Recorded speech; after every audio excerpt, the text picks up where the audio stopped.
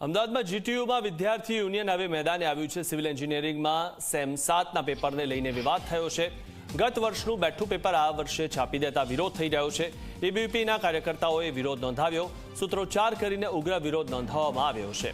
ત્યારે એક સરખું જ પેપર છાપી દેવામાં આવ્યું। ગયા વર્ષનું બેઠું પેપર માત્ર તારીખ બદલીને છાપી દેવામાં આવ્યું। એ તસદી પણ ન લીધી કે પ્રશ્નો ઉપર નીચે કરવામાં આવે કાં તો પછી બીજા પ્રશ્નો પૂછવામાં આવે અને એક સરખું જ પેપર જે ગયા વર્ષનું હતું તેનું તે જ પેપર છાપી દેવામાં આવ્યું છે। એન્જિનિયરિંગમાં સિવિલ એન્જિનિયરિંગમાં સેમેસ્ટર 7ના પેપરને લઈને આ વિવાદ થયો છે અને ગત વર્ષનું બેઠું પેપર છાપી દેતા વિરોધ થઈ રહ્યો છે। એબીવીપીના કાર્યકર્તાઓએ વિરોધ નોંધાવ્યો।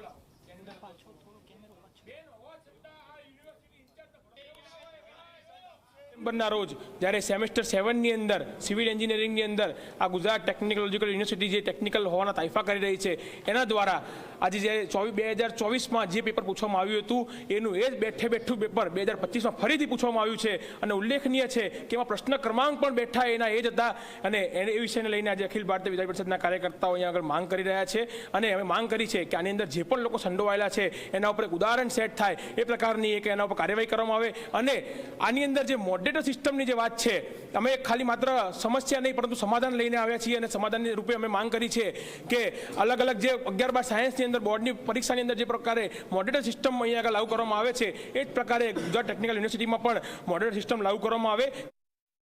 કુલપતિના આમાં કેમ પગ ઢીલા થાય છે? અમે આજે કુલપતિને એનએસયુનું ડેલિગેશન અને આગેવાનો કાર્યકરો સાથે લઈ એને 2 અઠવાડિયાનો ટાઈમ આપે। 2 અઠવાડિયામાં જો કુલપતિ રાજુલ ગજ્જર કોઈ નિરાકરણ નહીં લાવે તો અહીંયા તાળાબંધી કરવામાં આવશે અને કુલપતિ રાજુલ ગજ્જરના ઘરે એના બંગલે જઈને એનએસયુ તાળાબંધી કરશે।